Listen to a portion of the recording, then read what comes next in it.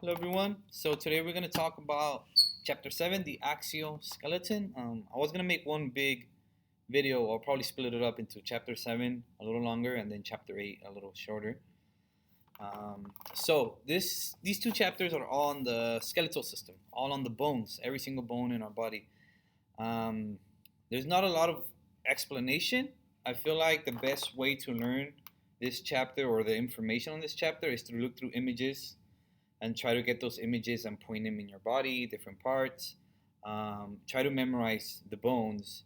If you memorize the bones, a lot of muscles are named depending on where the bone is. A lot of blood vessels, um, a lot of other things in our body, organs and other things are named based off of where the where the bones are at. Okay, so I feel like it's a lot of information. It's a lot of bones. There are 206 named bones in our body, and it's a little hard to memorize all of them. But I do suggest for you to have a better understanding of the body and help you out through the rest of the semester, and not only this class, the rest of your career. The more you know, the better. Okay, so I suggest. Again, I have a lot of images. We'll go through some images. I'll just signal, maybe give you some pointers. But a lot of this will be trying to go back to the images. Maybe there's coloring books that maybe you can get on Amazon or something like that that can help you practice the coloring. So test-wise, again, this is online. Um, it's probably not going to be that hard because you can have the stuff out and look up the bones, but you're not going to have that when you're working as a nurse or paramedic or a doctor or whatever you're going to do. Like the more you memorize, the better. Okay, so let's get started. Okay, so we have the axial skeleton. Okay, so basically it's going to be our neck. Let me see, there it is. So we got the axial and the appendicular. Okay, so it's basically our neck, our skull. We're going to have the vertebrae and kind of like the chest area, our thorax, and that's going to be the axial skeleton. Okay, and then when you got the limbs, you got the arms, the legs, kind of like the hips. It's going to be appendicular. So we'll do one of them. The whole skull, the face. It's super complex. So it takes a lot more time than the limbs themselves. And I feel like a lot of parts on the limbs or the appendicular skeleton, you probably know a lot of them as well. So we have the skull. The skull has two sets of bones. So like I said, we have 206 named bones in the adult skeleton. Okay, so that's why we got the two divisions. The axial skeleton has 80 bones throughout. So we have the skull containing the cranial cavity, the whole skull, and the face. There's a lot of bones on the face. I know my wife took one class in dental school just literally on the face, a whole semester just on the bones of the face. She said it was intense, like a lot of things she had to memorize. Okay. Right. So the skull consists of 22 bones. Right. We got 8 cranial cavity bones. We got 14 facial bones. Right. So here we go. A lot of these pictures, when you're talking about the skull, like the highlighted areas are probably the ones that are in bold. Sorry, the ones that are in bold are probably not the most important ones, but the ones that are kind of stand out a little more, or the ones that they're talking more about in this section. Because you can have labels from all the bones, but in this section, I'll probably just focus on the bold ones. So we got cranial bones, 8 of them. Okay, we got the frontal bone, which also contains a frontal squama over here. So frontal bone, parietal on the sides, temporal, kind of like a little lower. Okay, and occipital is going to be in the back. Here we have what else? Maxilla. We're going to have here in the face. Our nasal bone, here our nose. Zygomatic bones, here. Lacrimal, so like in Spanish, to me, lagrimas, lacrimal, so like our tears that we get. So be in there. Palatine, the ethmoid kind of bone, a little more inside. The optic canal. So we got a lot of different sections. Okay, so the 8 cranial bones, you got the frontal bone, parietal bones, 2, temporal bones, 2. That will make it 5. Occipital bone is 1, that's 6. Sphenoid bone and the ethmoid bone. So those are our 8 main ones. So inside those 8 main ones, you have all the sub bones. Okay. So for example, Let's see, put the ethmoid bone in there, so we'll probably get a little more in detail on those. But let's see. So they have a lot of surface like identification characteristics on the surface that will help us identify. So the holes can be like foramina, bony projections, like little spikes or things like that. It can be like the spine. So a lot of these are root words that if you know a lot of these root meanings, it's going to help you understand what bone it is and where it is. Okay. So we have our frontal bone. So we got our forehead, orbits the superior part, and forms much of the anterior part of the cranial floor, back. And the surface features or other parts of that frontal bone, you got frontal squama, supraorbital margin, supraorbital foramen, so whole, supraorbital notch, and the frontal sinuses. Okay, so let's look at a picture. Okay, so here's our frontal bone on the top, parietos on the side, so we're on the frontal yet right now. Frontal squama, supraorbital notch, supraorbital orbit right here, supraorbital foramen right here, so like a little hole on top, and the margin, supraorbital margin right here. Okay. And here again, this picture has zygomatic as well, of the vomer bone. It's kind of like the main ones that you can see, lacrimal in here, ethmoid, things like that. But this one we just looked at the frontal bone. Okay. Again, I think it's a cool picture. It kind of like separates them instead of being all together. So you look at shapes as well. So there's our frontal bone, lacrimal bone, kind of that little one in the middle. Occipital is on the back, so it's back there. So it's like a frontal view. Sphenoid bone right here, little ethmoid as well. The vomer is kind of like attached. The inferior nasal concha, so like inside our nose. Maxilla, mandible, zygomatic bone as well. Side temporal bone. So let's on my notes because I don't want to miss anything. Maybe there's more characteristics that can help you out. So bone. Okay, we got the parietal bones on the sides. So more of the sides and the roof. So again, here's another picture looking at the top skull. So the bottom part is the back. The top part is the front. So we got the frontal bone there, and then we have our parietal bones. Okay, so kind of like the top side. Have a little sagittal suture in the middle, and we have our occipital in the back. Okay. The external surfaces of the parietal bones are convex. Okay, so here it is as well. Parietal bone, we got sutures in here. It's basically one big bone. Well, two, one on each side. Okay, two parietal bones. Then we have, so here's the right view again of the skull itself. So these are with colors. See how like when it's color coordinated, you can kind of memorize a little more. So the pink one's parietal, the blue one's the frontal. So there's some books that are pretty cool that you can buy or that you can get, or some coloring activities that you can get to memorize these bones. If you like that, I suggest you should. I like coloring, so but I don't have a lot of time. But if you do and you like that, you should get yourself a little anatomy book like that where you can color. Okay, then we have the temporal bones, right? So there's two of them as well. So the inferior lateral part, the cranial floor, lateral wall near the ear as well. It's right here on the sides. More of the lower area on the sides of the skull itself. Okay, not of the face, the skull itself. Okay, surface features. So we looked at some surface features. So it's kind of like you have the bone and now areas that identify different parts of that bone or those temporal bones. Okay, so we got zygomatic process, the zygomatic arch, mandibular fossa, mastoid process, petrous portion, auditory ossicles, carotid foramen, jugular foramen. Okay, so again, the holes for the carotid and the jugular. See how talking about veins and arteries, and they come from the bones. So that's what I'm saying. If you really pay attention, look at the flashcards and try to understand a lot of these bones and memorize them, then you're gonna, then it's gonna help you out later on as well. Okay. So here's a medial view, sagittal section. Okay, the skull. We were looking at the temporal bones, right? So here they are. So I believe they're in purple. Okay. Got it here in purple.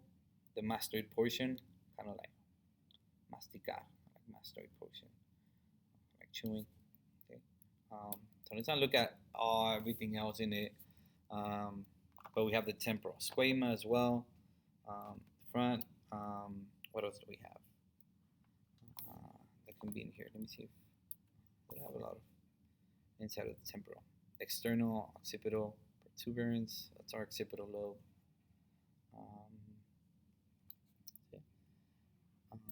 The mastoid portion, external acoustic meatus. So this little area, so near the ear. So you got our ear here. That's right there. Mastoid portion, external occipital protuberance, kind of sticking out on top and the back. What else do we have?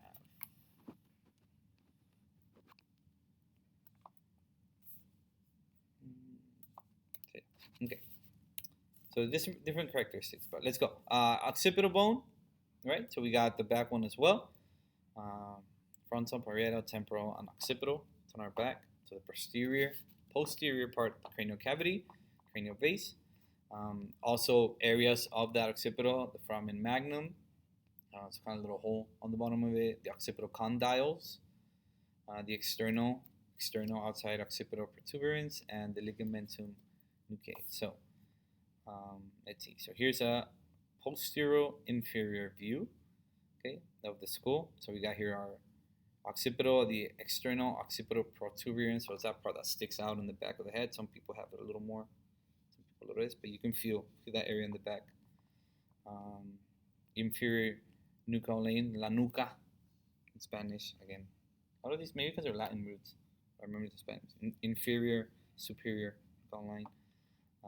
Foramen magnum. So we got right here, as you can see, the little hole on the bottom of the skull. Zygomatic arc is on the side. What else do we have for the occipital bone? Occipital condyles in there as well. So yeah, so that's in the so we got different areas. Okay. Let's see. Again, here's the skull, the same picture that we had earlier on. But we got the occipital in the back, protuberance kind of sticking out in the back as well. Okay. Then we also have the sphenoid bone. So it articulates with all other cranial bones, and it gives the skull some stability. Okay. So it kind of looks like a butterfly, and has greater wings and it has lesser wings. So here it is. So let's look at it.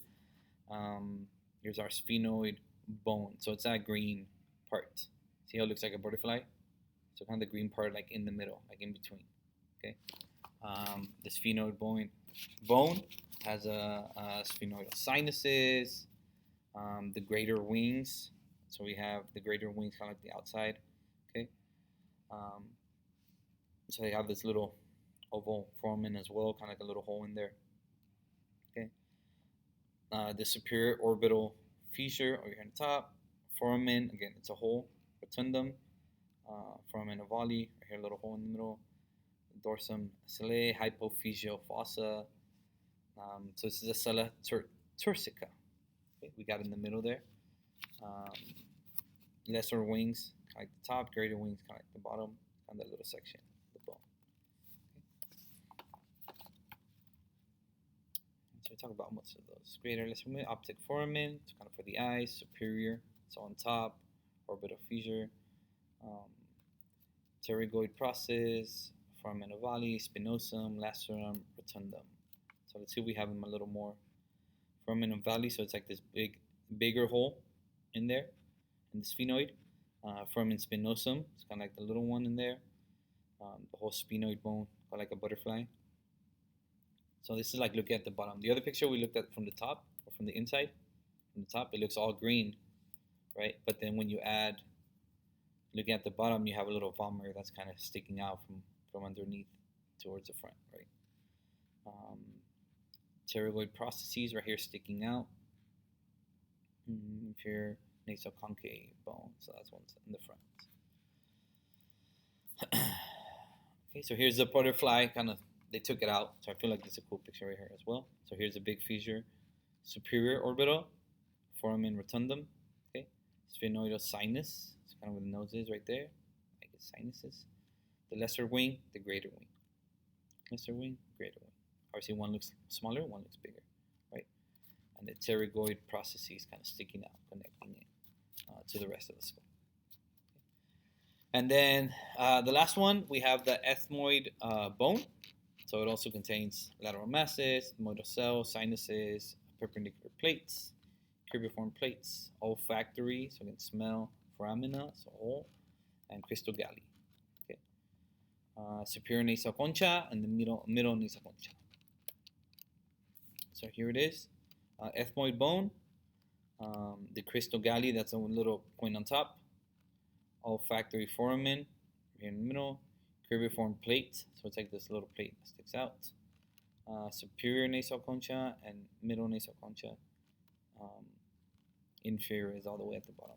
So when you take it out, all these little holes, they got characteristics, cribriform foramina, ethmoidal cells, ethmoidal labyrinth, the orbital plates on the side, cribriform plate, so it kind of goes along, crystal galli at the bottom part sticking out, and a perpendicular plate is coming through the bottom.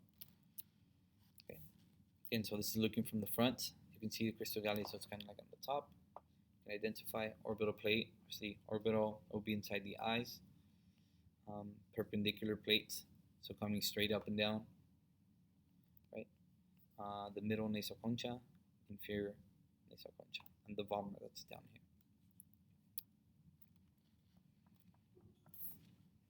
So here's another picture. So we got like a coronal cut, a little more like in the middle. Okay, so through the bone, superior against superior, inferior, the middle as well, perpendicular plates, orbital, and the eye plates. So those words are gonna help you out. Crystal galli is all the way at the top. All right. So then we got. So that was just the skull. I'm like, it feels like a lot, isn't it? Like, it doesn't look like overwhelming. Then we also got the facial bones. Okay, so now we're gonna look at more of the face bones. Nasal, the lacrimal, palatine, inferior nasal concha. Because I remember it. The vomer, the maxillae, zygomatic, mandible. I kind of know some of this because my wife's a dentist. So I would help her practice for those tests. But okay, so the nasal bones. So these are the paired bones that form the bridge, little bridge of the nose. Lacrimal. So the anterior portion of the medial wall of the eye sockets. So kind of where your tears are kind of like sticking out, kind of like when you're crying. Okay. You got the palatine. That's two bones. So paired bones are from the posterior portion of the heart palate. Okay. So kind of like on the top, as well as portions of the eye socket. So if you go like inside, like in here, maybe we'll look at pictures because you won't find it. And nasal cavity wall and floor. The inferior nasal concha or nasal concha. Okay, helps swirl and filter air before it passes into the lungs. So here's some bones right here. Okay, so lacrimal fossa right here, as you can see. Perpendicular plate, orbital process, horizontal plate. So here's our palatine bone, lacrimal bone, nasal bone, nasal concha, and our vomer bone. Okay. We also have the maxillae. We got the maxillary sinuses, alveolar process, palatine process, infraorbital foramen, incisive foramen. So here's our maxilla, the right maxilla, it's our right side. We got a little infraorbital foramen in here. We have our whole body, alveolar process. Here's our right zygomatic bone, so kind of attaching to it as well. So here's the orbital surface, zygomaticofacial foramen, and the temporal process, closer to the temporal. Okay. So here's our mandible as well. So we got maxillae, we got mandible now. It has condylar process, coronoid process, a little thing sticking out right there, little point. Mandibular foramen, so a little hole in the mandible, mandibular foramen. Okay, ramus, the angle, the whole body, kind of the mandible at the bottom. Alveolar process, mental foramen. Another little hole. Mental foramen, menton. That's how I think about it in Spanish. Mental foramen. Okay, a little hole in there. Okay. The nasal septum contains the vomer, the ethmoid, and the septonasal cartilage. Right, let's see where we at. So our nasal septum will divide the nasal cavity into two sides. Okay. And then the bones from the bony nasal septum and the hyaline cartilage, they're going to form the septonasal cartilage. So let's look at this here. So here we have our frontal bone, right? Know that one? Crystal galli, right? That's here on top. We got our sphenoid bone, right? And here's our nasal septum where you have this perpendicular plate, the ethmoid bone, so kind of coming up and down. Nasal cartilage, a little bit of cartilage on the nose, and the vomer right underneath that. Okay, so that's what makes up the whole nasal septum. So the cartilage, the perpendicular ethmoid bone, and the vomer. It's a nasal septum. We have palatine process of the maxilla as well, and a horizontal plate of the palatine bone.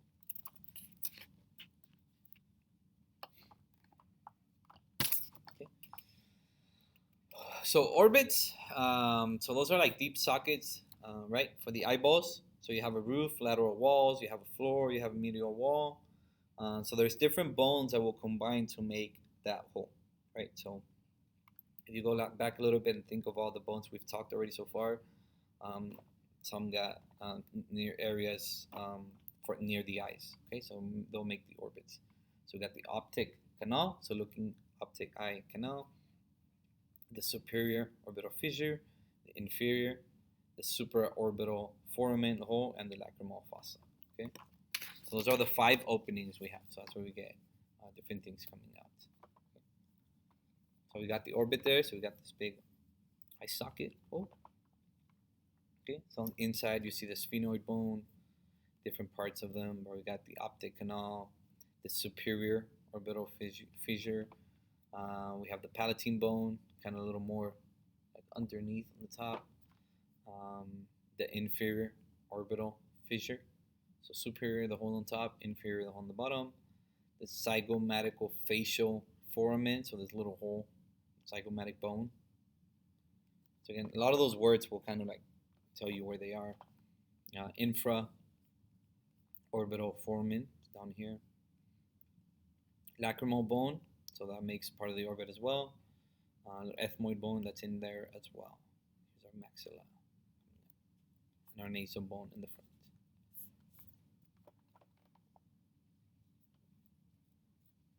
Okay, so it's like an actual skull. Maybe you can get your baby, your kid, or your partner and start looking at bones in their face. See how they feel. Okay. Other unique features of the skull. So it also has, the skull has sutures, paranasal sinuses, and fontanelles. The sutures are kind of like the lines you'll see connecting the different bones. It's kind of like when the cartilage is already done, made completely bone. So we got those sutures that are left in there. Coronal, sagittal, lambdoid, and squamous. Okay, we'll get some pictures right now. The paranasal sinuses, so cavities within the frontal, the sphenoid, maxillary bones. So those little sinuses will make the skull a little lighter and help in resonance. Okay.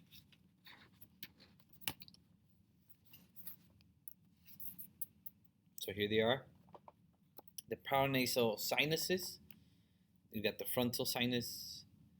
Here's our ethmoidal cells of the ethmoidal labyrinth, sphenoidal sinus, and maxillary sinus. Okay, so this area is where, for me, it hurts a lot during when we get pollen. We start getting into, start getting allergies and all of that. So this is the area. It's like, oh my goodness, it hurts so much. My frontal sinus. I don't know if anyone else is like that. Okay. So here's another now looking at a sagittal view, coming through, across it, kind of in between.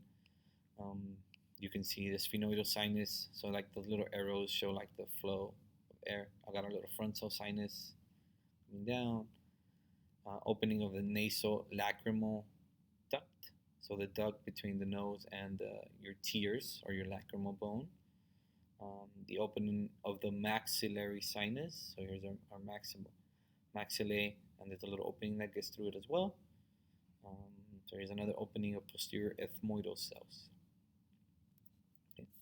And here's our ear on the right, on the bottom left. I think this is pretty cool. Look at all these openings. So we got the eyeball, brains are on the top, maxillary sinus in here, opening to the nasal cavity on here. See how it comes out and coming here, our boogers coming out, and the oral cavity on the bottom, the mouth, that hole in there. It's pretty cool. Oh, you can look also at the cadaver in our like anatomy practice and real anatomy. There's a cadaver, and it also helps you like identify different parts of the body using a cadaver. It's pretty cool too. So you're able to like drag information and stuff for different words. Okay. So here's the fontanelles at birth. So maybe their fontanelles are just like those little. So it's like these membranes of connective tissue, kind of like connecting the spaces between the cranial bones. So they haven't fully developed yet.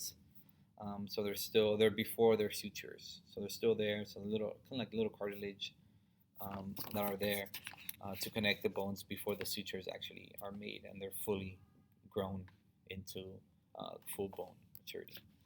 Okay. So we have the posterolateral fontanelle, posterior fontanelle, anterolateral, so front on the side, back on the side, front on the side, back on the side, posterior is the back, superior fontanelle on the top. Okay. Anterior, anterolateral, posterior fontanelles, the front and the back on the side. So just looking at the names, you'll be able to kind of recognize them. So remember, I guess this is at birth, or this is with baby. So I better learn that to have a kid. So I practice this. When they're born, I'm gonna check them out, see how they feel. Okay. Where are we at? We are at cranial fossa. So 3 levels on, or 3 regions that we have of the floor of the cranial cavity. So they give us major contours of the interior surface of the brain. So kind of like the inside of the brain. So we got a transverse, so cutting across. Okay. We got the anterior cranial fossa, kind of like the inside there, the medial cranial fossa, and the posterior, like in the back, maybe occipital bone. All right. Let's see. We have also the hyoid bone. So we got a little hyoid bone in here. Okay, we got a little larynx, the mandible.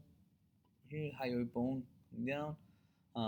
So again, it's got different characteristics, like the greater horn. So it's like on top. The lesser horn, it's like a little smaller one, and the body, like all in front of it. Okay, so that's our hyoid bone.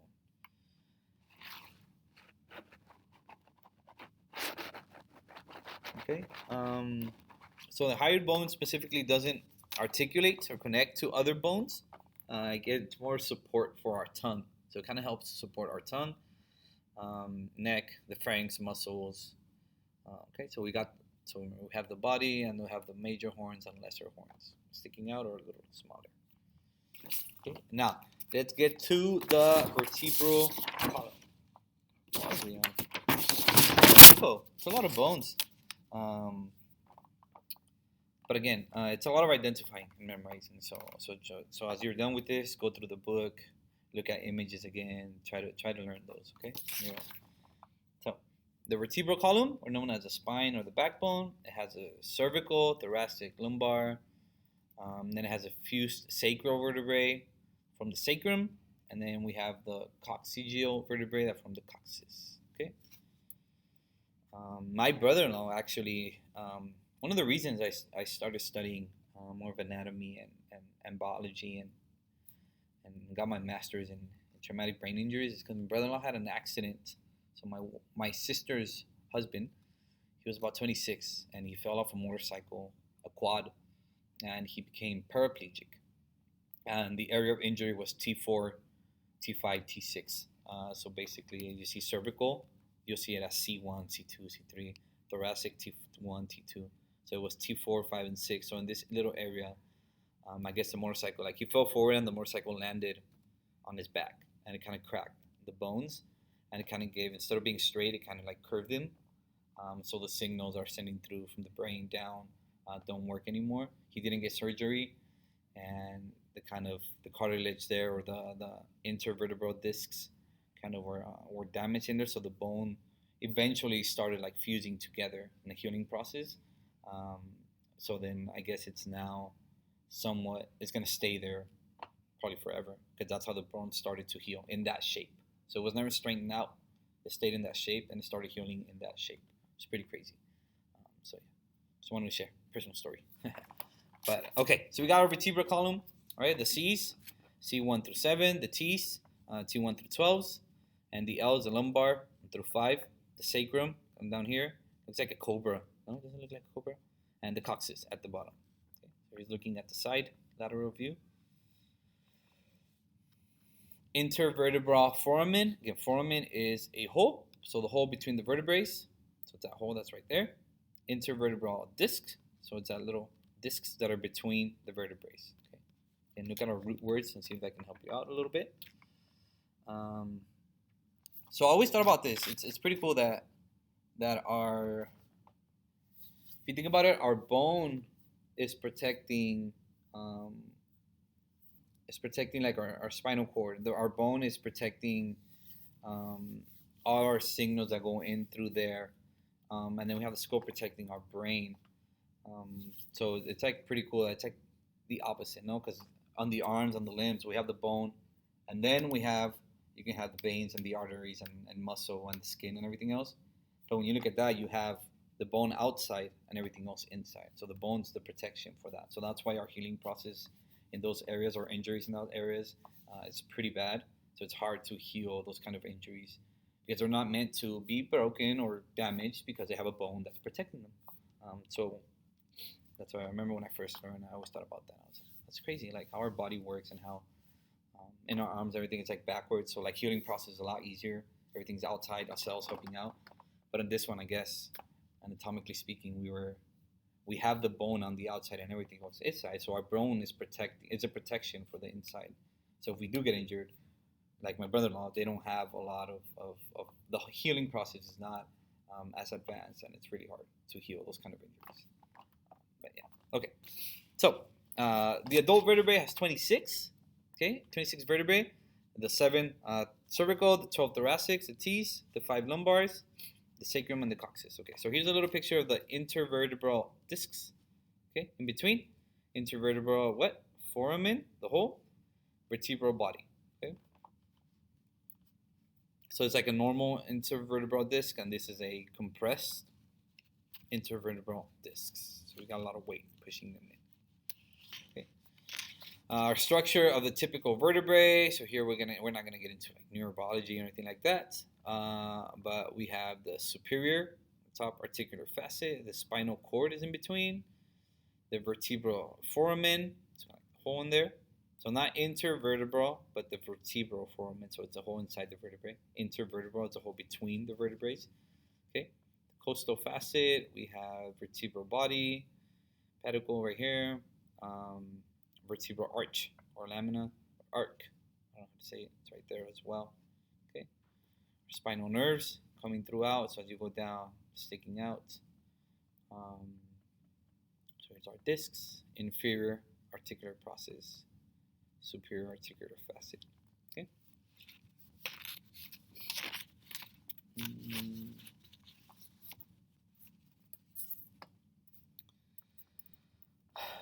Here's another image of the structure of a little typical vertebrae.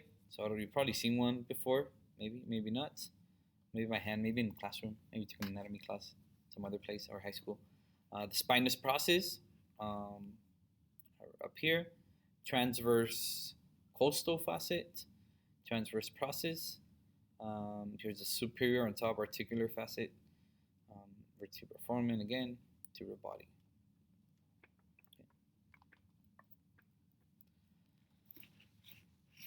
So our cervical vertebrae, so we're going to go to C, T, and L, cervical, thoracic, lumbar. So cervical vertebrae, Has a vertebral foramina, the transverse foramen, the whole transverse, the bifid spinous process, atlas C1, axis C2. So here we go.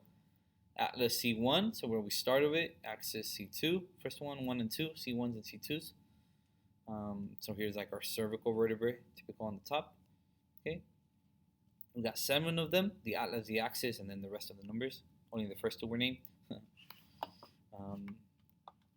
So yeah, here's our vertebrae. I think it looks really cool. Every time I look at fossils, pretty cool. Again, our cervical vertebrae. So as you go through the cervical, thoracic, lumbar, they change in a couple of things. They're pretty much very similar, but they change in a couple different features that we'll get to. But here again, transverse foramen that they have it right here on the openings on top. So this one has a little transverse foramen that's on top or on the sides. Transverse process, vertebral foramen, lamina, superior articular facet. Okay. So that was C1. C2, as you can see, transverse process, and kind of like more at an angle, or you can kind of see the foramen. It's a little more hidden, so it starts a little wider, and it's going to come a little more thin, kind of get the shape. It's coming from the skull, so it's kind of supporting that area, so it's a little wider, and then it's going to come down. Okay. The inferior articular process as well, transverse foramen, vertebral body, articular facet. Okay, that was cervical. So now looking at thoracic, T1 through 12. They're a little different as well. The T's in between them. So the first one, T1. So we got the superior costal facet, the inferior vertebral notch, little notch in there. Inferior costal facet as well on these, but we have the superior costal facet on and a pedicle here on T2 through 8. And then as you get down 9, 10, 11, 12, you see kind of changes a little bit. The length, depth, the notch right here is a little deeper as well. What else do we have? Yeah. Between vertebrae, the hole between vertebrae, intervertebral form. Okay. So here's our superior view of the thoracic vertebrae. We have transverse on the sides again, vertebral foramen on the middle, so pedicle right here sticking out on top. Okay, vertebral body as well. And then looking at lumbar vertebrae, right? So we got the L's now. So here's at the L's, vertebral foramen. See how the shape changes a little bit. Vertebral body, superior notch, inferior notch. It's a lot more open, right? Spinous process, inferior articular facet, it's a lot lower than the other ones. Okay. Then we get to the sacrum and the coccyx. So here's our sacrum right here. So it's got all these little holes, which are also known as foramens. So anterior sacral foramen, we got here on the top. We got a crest that's in between. Posterior, so the back, sacral foramen, the hole looking through the back, posterior. Lateral, sacral crest. So the crest that's on the side. Median, the crest that's in the middle. Sacral canal. Coccyx got 4 little mini coccyx bones. Okay, 1 through 5 sections, and then we have the 4 little ones at the bottom.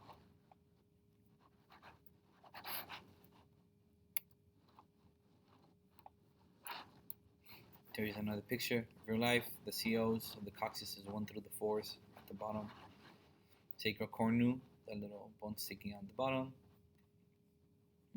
Lateral, medial, median. All right, let's see. Everything's important, but okay, sacrum.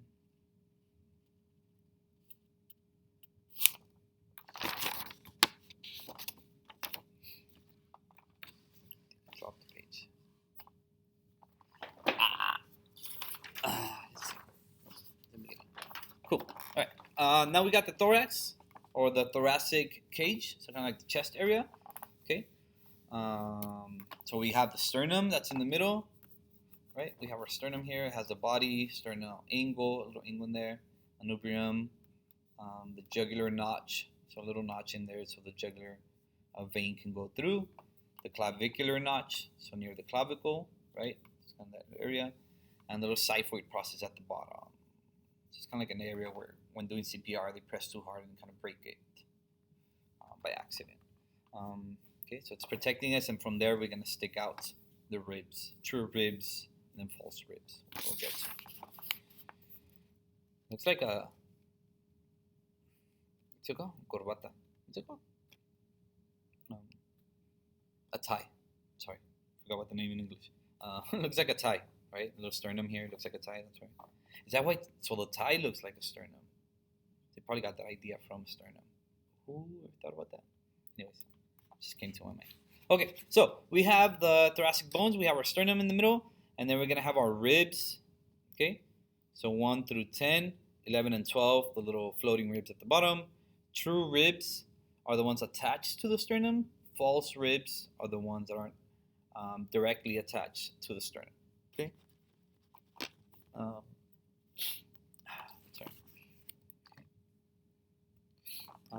What else? So 1 through 7 are true, attached directly. 8 through 8 are attached indirectly to the sternum. And 11, 12 are floating ribs, typically down there. Okay. So again, those bones, those ribs in there to protect our organs from the inside. Okay. So we got different surface features, the things that you can see on the ribs, like costal cartilage, the true, the false, the floating, the head of the rib, the facets, and the body of the rib. So if you look at just a couple ribs here, you're able to see the head, the neck, the body of the rib, costal groove, costal angle, kind of where it curves, articular facets, non-articular part, articular and non-articulate. Right. Intercostal space, so the space in between the ribs, intercostal ribs, costal angle again, angle, sorry. Head of rib, superior facet. Okay. So here we got a left rib kind of attached to the vertebrae. So we got the head of the rib attached in there, the inferior articular facet of the rib, the neck of it. Here's another articular facet. So transverse costal coming here from that vertebrae connecting with the articular facets. So kind of when they connect, the two bones connect. And the tubercle of the rib, the little notch that's up here. Okay, so I think that's it for the axial skeleton. Again, I know it's a lot. I know it's a lot of bones, but this is more of you time that you can spend on trying to memorize the bones. I can't memorize them for you, but I suggest you kind of take some time and go through flashcards, go through the little dragon and kind of feel kind of points or bones in the body. Try to get the root words of many of them that will help you identify different parts of the skeletal system. Okay, so we're gonna take a break, and I'm gonna start another video right now on the appendicular skeleton. So we'll get into the hands and the legs and kind of like the hips. Okay, adios.